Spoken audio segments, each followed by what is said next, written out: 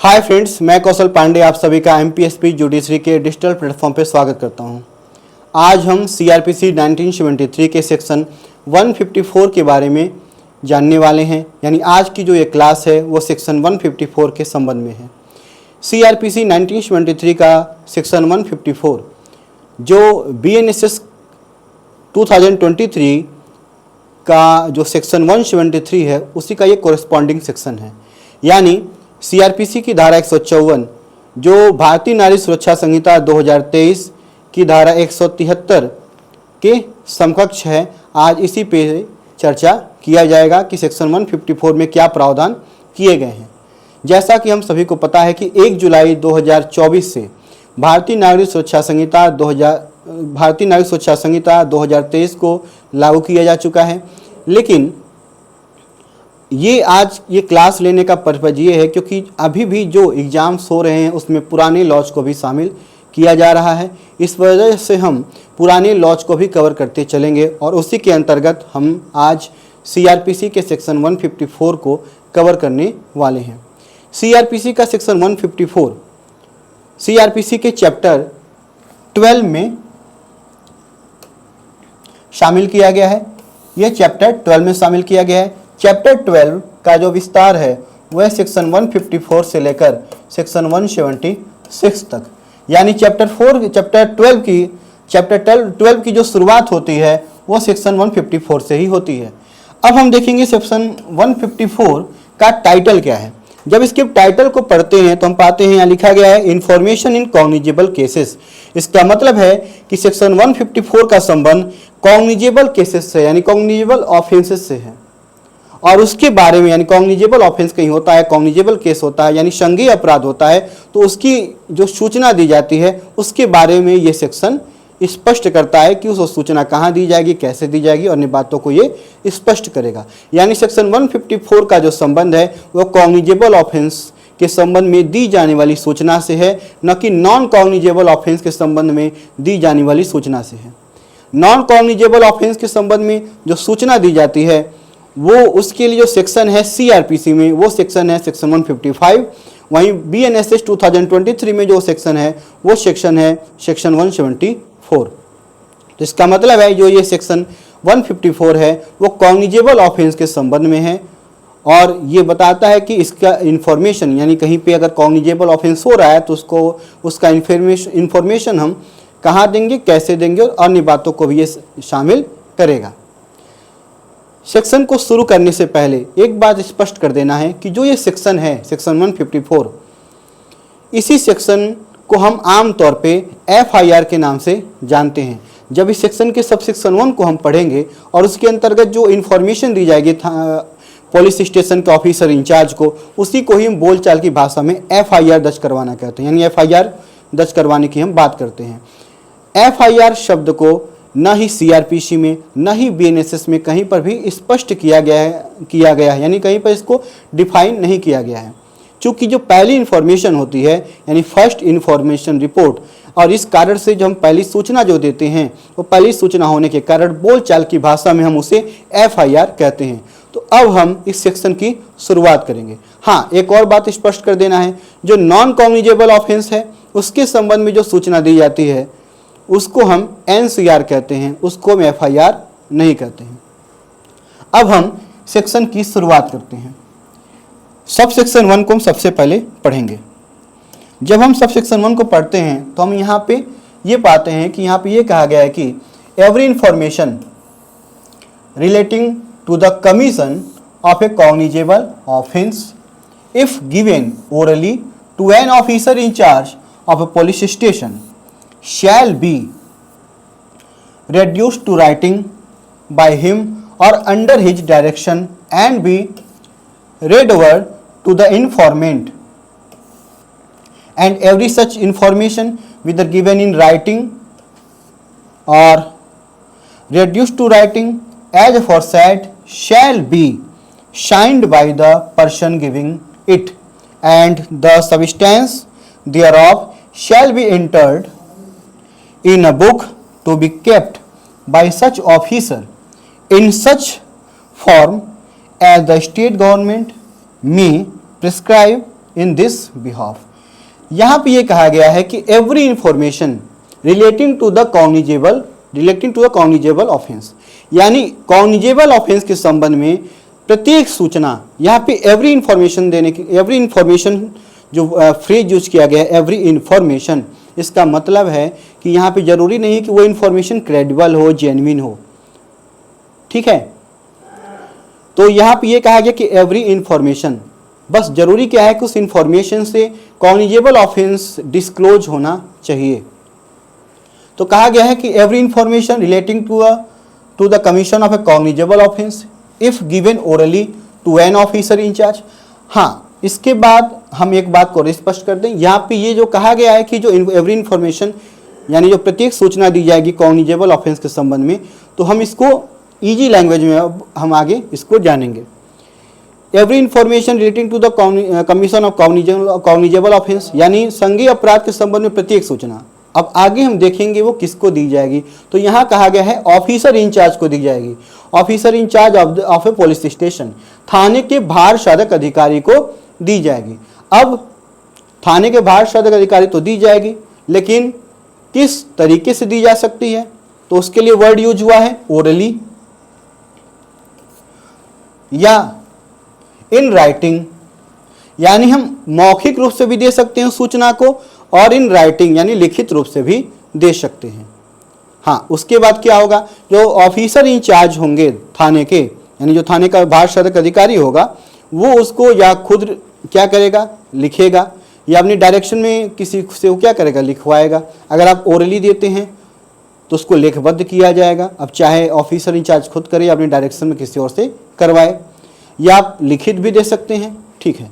हाँ, अब आपने इंफॉर्मेशन दे दिया और ऑफिसर इंचार्ज ने चाहे खुद या अपने डायरेक्शन किसी से लिखवा लिया, या आपने अभी या उसको राइटिंग में दे दिया, लिख कर दे दिया, तो अब उसके आगे क्या होगा, तो उसके आगे बात ये कही गई है कि जब आप उसको दे देंगे जो इस इंफॉर्मेशन को, तो जब उसको लिख लिया जाएगा या आप लिखित में अगर देते हैं तो उसके बाद आपको साइन करना पड़ेगा, और साइन करना कंपलसरी है क्योंकि उसके लिए शैल वर्ड यूज किया गया है।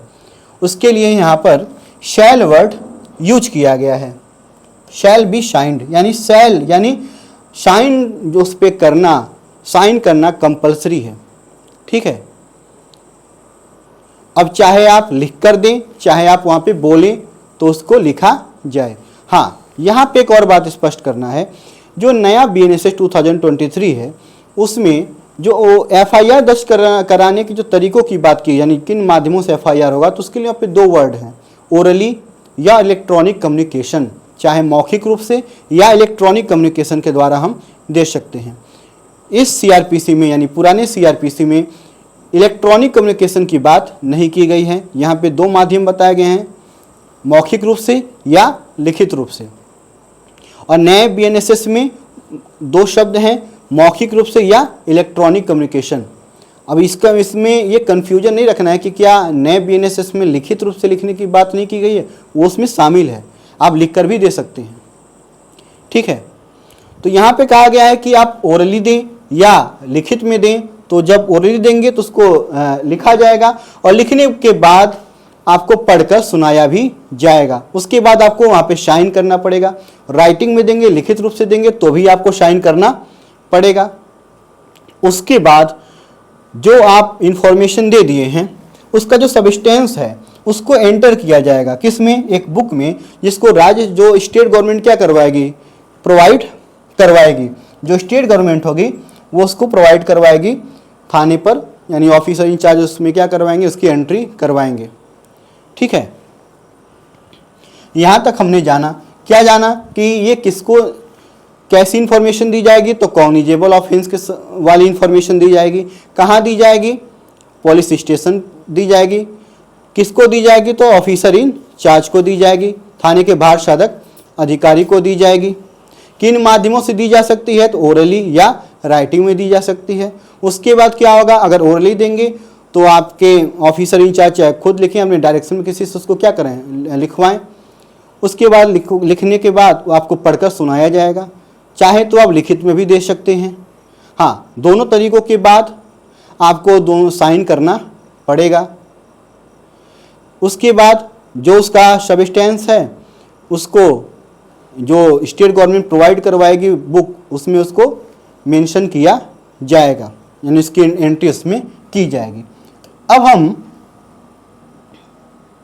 आते हैं सब सेक्शन इस सेक्शन के प्रोवाइजो की तरफ।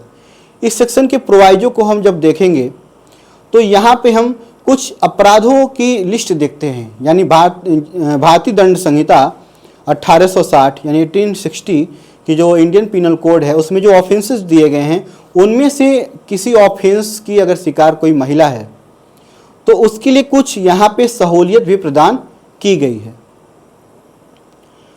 हाँ, यहाँ पे एक और बात स्पष्ट कर देना है कि जो पहले हम जो ये सीआरपीसी पहले से जो लागू थी, यानी जो सीआरपीसी को हम पढ़ रहे हैं, इसमें जीरो एफआईआर के कॉन्सेप्ट को स्पष्ट तौर पे शामिल नहीं किया गया था। लेकिन जो नई बीएनएसएस आई है, बीएनएसएस 2023, उसमें जीरो एफआईआर के कॉन्सेप्ट को स्पष्ट तौर पर सब सेक्शन 1 में शामिल कर दिया गया है। जीरो एफआईआर का मतलब है कि आप एफआईआर कहीं पर भी दर्ज करवा सकते हैं। ये आवश्यक नहीं है कि एफआईआर को आप उसी पुलिस स्टेशन में दर्ज करवाएंगे जिसकी सीमा के भीतर अपराध हुआ है। लेकिन इस सीआरपीसी में इसको स्पष्ट तौर पर शामिल नहीं किया गया है, नए बीएनएसएस में इसको शामिल किया गया है। इसके अलावा जो ये सीआरपीसी है, इसमें जो इलेक्ट्रॉनिक कम्युनिकेशन की बात नहीं की गई है स्पष्ट तौर पर सब सेक्शन 1 में। लेकिन सोमा भाई वर्सेज स्टेट ऑफ गुजरात के केस में ये कहा गया था अगर टेलीफोनिक इन्फॉर्मेशन भी दी जाती है, अगर वो क्रिप्टिक नहीं है तो उसको भी एफआईआर के रूप में दर्ज किया जा सकेगा। अब आते हैं इसके प्रोवाइजो की तरफ, और इसमें हम देखेंगे 2 प्रोवाइजो हैं। ये पहला प्रोवाइजो है, इसके बाद फर्दर एक और प्रोवाइजो है। सबसे पहले हम इस प्रोवाइजो को पढ़ेंगे। इस प्रोवाइजो को जब हम पढ़ते हैं तो यहाँ ये लिखा गया है कि provided that if the information is given by the women against हुम an offence under section 326A, section 326B, आप इसको इजीली वे में क्या कर सकते हैं, पहले आप 326 को देखेंगे तो 326 में 326A, 326B को यहाँ पे लिखा गया है। उसके बाद 354 शुरू हो जाता है, तो 354, उसके बाद 354A, 354B, 354C, 354D, उसके बाद से सेक्शन 376 की शुरुआत होती है। वहाँ पे 376 है, उसके बाद 376A है, उसके बाद 376AB है, उसके बाद 376B है, 376C है, 376D है, उसके बाद 376DA है, उसके बाद 376DB है, उसके बाद 376E है, और लास्ट में जो सेक्शन है वो है सेक्शन 509। और यही जो सेक्शंस हैं ये फर्दर प्रोवाइजो में भी दिए गए हैं, लेकिन उसमें से शुरुआत की जो 2 सेक्शन हैं, यानी जो 2 सबसेक्शन 376A और 376B, ये आगे वाले प्रोवाइजो में शामिल नहीं किए गए हैं। तो आप इसके लिए एक लिस्ट बना लीजिए और इसको लिख लिया कीजिएगा।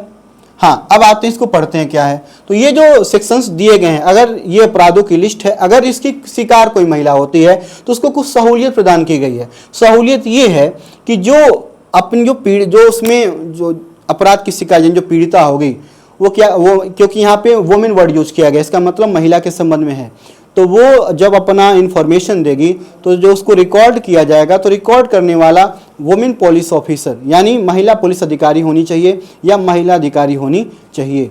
यानी किसी महिला के खिलाफ अगर इन सेक्शंस में जो ऑफेंसेस दिए गए हैं, अगर उसकी वो पीड़ित है तो उसके स्टेटमेंट को जो रिकॉर्ड किया जाएगा वो वुमेन पुलिस ऑफिसर या वुमेन ऑफिसर के द्वारा रिकॉर्ड किया जाएगा।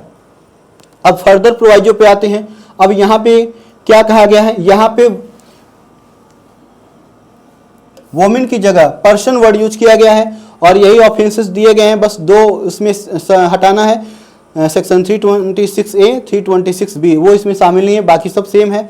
लेकिन इस प्रोवाइजो की बात क्या है, इस प्रोवाइजो में ये कहा गया है कि इन सेक्शंस में दिए गए अपराध, हाँ एक और बात क्या है, पुराने जो इसके पहले जो हम प्रोवाइजो पढ़े हैं तो उसमें वो अपराध की पीड़ित हो सकती है या उस अपराध का अटेम्प्ट भी हो सकता है।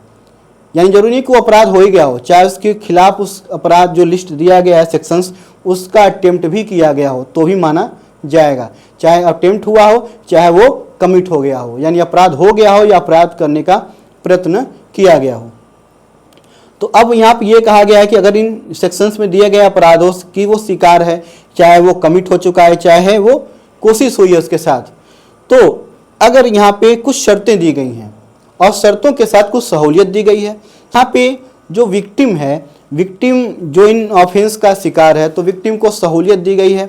विक्टिम को सहूलियत क्या है कि अगर वो फिजिकली या मेंटली डिसेबल्ड है, यानी शारीरिक या मानसिक तौर पे वह डिसेबल्ड है, चाहे स्थायी रूप से हो या अस्थायी रूप से हो, तो उसका जो स्टेटमेंट है वो उसके रेजिडेंस पर रिकॉर्ड किया जाएगा, उसके रेजिडेंस पर रिकॉर्ड किया जाएगा या ऐसे कन्वीनियंट प्लेस पे जहां वो चाहे, ठीक है, जहां वो चाहे वहां पे इसको भी रिकॉर्ड किया जा सकेगा। इसके अलावा यथास्थिति जैसी बनती है वहां पे स्पेशल एजुकेटर या इंटरप्रेटर की भी बात यानी मौजूदगी की बात की गई है, यानी द्विभाषिया या स्पेशल एजुकेटर की बात यहाँ पे की गई है, वहाँ पे उनकी उपस्थिति भी यथास्थिति होनी चाहिए। अब इसके बाद क्या कहा गया है, अब इसके बाद हम आते हैं इसके सेकेंड क्लॉज की तरफ, सॉरी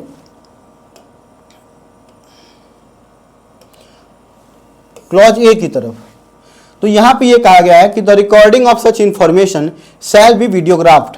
इसका मतलब है जो रिकॉर्डिंग होगी, जब वो स्टेटमेंट उसका रिकॉर्ड किया जाएगा उसके रेजिडेंस पर, ठीक है, या जैसा वो चाहे, तो वहाँ पे जो स्टेटमेंट रिकॉर्ड किया जाएगा उसकी वीडियोग्राफिंग भी करवाई जाएगी। इसके अलावा कहा यह गया है, अगर ये जो क्लॉज बी है उसमें ये कहा गया है कि the police officer shall get the statement of the person reduced by a judicial magistrate under clause A of sub section 5A of section 164 as soon as possible. हाँ, अब यहाँ पे एक और बात ध्यान देना, जो नई BNSS आई है उसमें जुडिशियल मजिस्ट्रेट वर्ड की जगह अ मजिस्ट्रेट लिखा हुआ है। अब यहाँ पे ये कहा गया है कि जो इसका स्टेटमेंट जो पुलिस ऑफिसर होगा वो इसके स्टेटमेंट को मजिस्ट्रेट के द्वारा रिकॉर्ड करवाएगा, यानी मजिस्ट्रेट के द्वारा इसको रिकॉर्ड किया जाएगा। कैसे, किसके अंतर्गत, तो ये कहा गया है सेक्शन 164 का सब सेक्शन 5A का क्लॉज ए, यानी सेक्शन 164 के सब सेक्शन 5A का क्लॉज ए, इसके अंतर्गत जुडिशियल मजिस्ट्रेट के द्वारा उसके स्टेटमेंट को रिकॉर्ड किया जाएगा। अब आते हैं हम अगले सब सेक्शन की तरफ। जब हम अगले सब सेक्शन को पढ़ेंगे तो ये बताता है कि जो FIR की कॉपी होगी उसको किसको देना है। तो यहाँ ये कहा गया कि जो FIR की कॉपी होगी वो फ्री ऑफ कॉस्ट दी जाएगी, फ्री ऑफ कॉस्ट दी जाएगी, फ्री ऑफ, तो FIR की जो कॉपी है वो इन्फॉर्मेंट को दी जाएगी, फ्री ऑफ कॉस्ट दी जाएगी और तुरंत दी जाएगी। ये प्रावधान है सब सेक्शन 2 में। यहाँ ये कहा गया है a copy of the information as recorded under sub section 1 shall be given forthwith free of cost to the informant. अब नए BNSS को जब हम पढ़ते हैं तो यहाँ पे इन्फॉर्मेंट के साथ एक और वर्ड यूज किया गया है और वो वर्ड है विक्टिम। और ये इसका मतलब ये है कि जो कॉपी होगी इन FIR की कॉपी, FIR कहाँ दर्ज किया गया है, सब सेक्शन 1 में, तो उसकी जो कॉपी होगी वो फ्री ऑफ कॉस्ट और तुरंत इन्फॉर्मेंट को दी जाएगी। BNSS में इन्फॉर्मेंट के साथ विक्टिम वर्ड को भी यूज किया गया है, लेकिन इस CRPC में इन्फॉर्मेंट वर्ड को ही यूज किया गया है। ठीक है, इन्फॉर्मेंट विक्टिम भी हो सकता है, कोई दिक्कत नहीं है। ठीक है, अब आते हैं अगले और इसके लास्ट सब सेक्शन की तरफ हम, और वो सब सेक्शन है सब सेक्शन 3। अब सब सेक्शन 3 को जब हम पढ़ेंगे तो इसका रिलेशन बनेगा 154 के सब सेक्शन 1 से, और वहां से हम आएंगे इसकी तरफ, यानी 154 के सब सेक्शन 1 में कुछ बातें हमारे लिए अच्छी नहीं होंगी। हमारे लिए का मतलब इन्फॉर्मेंट के लिए, मैं हमारे लिए बोला हूँ, किसी जो इन्फॉर्मेंट होगा, यानी जो अपराध की इन्फॉर्मेशन देने जा रहा है उसके लिए कुछ निगेटिव बातें हुई। निगेटिव का मतलब क्या है, अगर उसकी FIR को दर्ज नहीं किया जाता है तो वो क्या करेगा।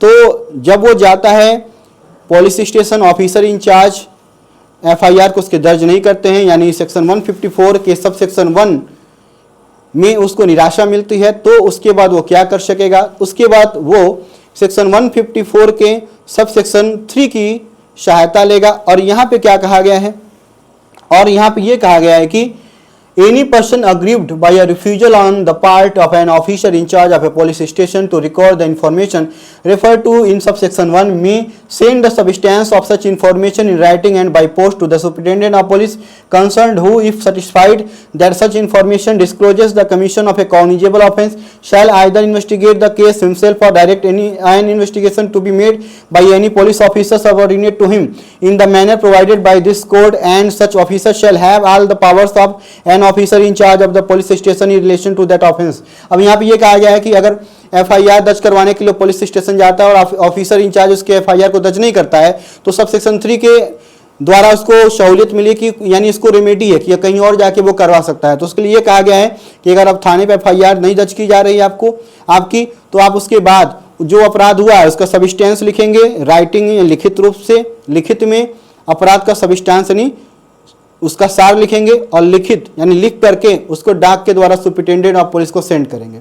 अब सुपरिटेंडेंट ऑफ पुलिस के पास वो इन्फॉर्मेशन जाता है डाक के द्वारा, तो उसके बाद क्या कर सकेंगे वो, अगर उनको लगता है कि ऑफेंस डिस्क्लोज हो रहा है कि कॉग्निजेबल ऑफेंस हुआ है, तो खुद वो इन्वेस्टिगेशन कर सकते हैं, या अपने किसी सबऑर्डिनेट को बोल देंगे कि आप इन्वेस्टिगेशन करिए। और इन्वेस्टिगेशन कैसे किया जाएगा, तो इस कोड में जो इन्वेस्टिगेशन का प्रोविजन दिया गया उसके अकॉर्डिंग उसको किया जाएगा। बीएनएसएस में सेक्शन 175 है जो नए बीएनएसएस में, और इस कोड में क्या है सेक्शन 156 कॉग्निजेबल ऑफेंस के संबंध में जो इन्वेस्टिगेशन होता है उसके बारे में सेक्शन 156 में बताया गया है। तो अब इसके बाद क्या है, अब चाहे वो खुद कर सकेंगे या अपने सबऑर्डिनेट मतलब बोल सकेंगे कि आप इन्वेस्टिगेशन करिए, डायरेक्ट कर सकेंगे उनको। और जो सबऑर्डिनेट होगा जिसको सुपरिटेंडेंट ऑफ पुलिस बोलते हैं कि आप इन्वेस्टिगेशन करेंगे, यानी जिसको डायरेक्ट करते हैं, उसको सारे पावर्स दिए जाएंगे जो ऑफिसर इंचार्ज को दिए जाते हैं। ठीक है, इन्वेस्टिगेशन के संबंध में सारे जितनी भी पावर्स होंगे ऑफिसर इंचार्ज को सारे पावर्स इनको दिए जाएंगे। ठीक है, यानी ऑफिसर इंचार्ज की जो जो पावर्स होते हैं वो सारे पावर्स इनको मिलेंगे और इन्वेस्टिगेशन किया जाएगा सेक्शन 156 के अकॉर्डिंग जैसा तरीका बताया गया है। ठीक है, इसके अलावा क्या है, इसके अलावा ये है इसमें कि इस सबसेक्शन को जब हम पढ़ते हैं तो इसमें मजिस्ट्रेट का उल्लेख नहीं किया गया है। यानी जब हम बीएनएसएस को पढ़ते हैं तो बीएनएसएस में जो सुपरिटेंडेंट ऑफ पुलिस को जो इन्फॉर्मेशन दी जाती है वो है बीएनएसएस के सेक्शन 173 के सब सेक्शन 4 में, और उसी सब सेक्शन में मजिस्ट्रेट को जो एप्लीकेशन दी जाती है, क्योंकि सुपरिटेंडेंट ऑफ पुलिस भी अगर नहीं करते हैं तो हम मजिस्ट्रेट के पास अप्रोच करते हैं, तो उसके लिए उसमें बताया गया सेक्शन 174 में ही कि आप अगर सुपरिटेंडेंट ऑफ पुलिस भी नहीं करेंगे, कोई रिस्पॉन्स नहीं देंगे, तो आप मजिस्ट्रेट को अप्रोच कर सकेंगे, और वो उसी सबसेक्शन बताया गया है सेक्शन 173 के सबसेक्शन 4 में ही। लेकिन जो इसमें बताया गया है यानी सेक्शन 154 के सब सेक्शन 3 में, तो इसमें मजिस्ट्रेट के को जो इन्फॉर्मेशन एप्लीकेशन दी जाएगी उसका उल्लेख इसमें नहीं किया गया है, क्योंकि हाँ, अब यहाँ पे एक और बात क्या गौर करना है कि जो मजिस्ट्रेट को एप्लीकेशन दिया जाएगा उसका उल्लेख इसमें नहीं किया गया है, लेकिन अगर सुपरिटेंडेंट ऑफ पुलिस भी इस पे कोई एक्शन नहीं लेते हैं तो अब आप यहाँ से सीधे जंप करेंगे सेक्शन 156 के सब सेक्शन 3 की तरफ। यानी सुपरिटेंडेंट ऑफ पुलिस भी अगर आपके एफआईआर दर्ज नहीं करते हैं, सॉरी उसमें रिस्पॉन्स नहीं लेते हैं, इन्वेस्टिगेशन नहीं करते हैं या डायरेक्ट नहीं करते, यानी उस पर निगेटिव रिस्पॉन्स उनका भी है, तो आप सेक्शन 156 के सब सेक्शन 3 की शरण लेते हैं अकॉर्डिंग टू CRPC 1973। और अब क्या है, ये प्रावधान जो नए बीएनएसएस में है वो उसके सेक्शन 173 के सब सेक्शन 4 में ही है। हाँ, यहाँ पे एक और बात स्पष्ट कर देना चाहता हूँ कि जो CRPC का सेक्शन 156 है और उसका जो सब सेक्शन 3 है, जब हम CRPC को पढ़ेंगे तो जो सुपरिटेंडेंट ऑफ पुलिस जब कोई रिस्पांस नहीं देते हैं, यानी आपके एफआईआर के संबंध में कोई मतलब एफआईआर आपकी नहीं दर्ज की जाती है, ना इन्वेस्टिगेशन के लोग बोलते हैं, कुछ उस पर पॉजिटिव रिस्पांस वो नहीं दे रहे हैं, यानी आप निराश हैं, तो आप कहीं ना कहीं अप्रोच जरूर करेंगे। तो यहाँ पे जो अप्रोच करते हैं CRPC के अकॉर्डिंग, तो इस सेक्शन से हट के आपको सेक्शन 156 के सब सेक्शन 3 की तरफ जाना पड़ता है। और यानी मजिस्ट्रेट को जो आप अप्रोच करेंगे, जो मजिस्ट्रेट को एप्लीकेशन देंगे, उसका उल्लेख सीआरपीसी के सेक्शन 156 के सब सेक्शन 3 में है। और वहीं पे मजिस्ट्रेट इन्वेस्टिगेशन का भी ऑर्डर दे सकेंगे। मैं क्यों बोल रहा हूँ कि में लिखा है, कोई ज़रूरी नहीं कि मजिस्ट्रेट को आप एप्लीकेशन देंगे तो इन्वेस्टिगेशन का ऑर्डर देने के लिए वो बाउंड है, ऐसा नहीं है।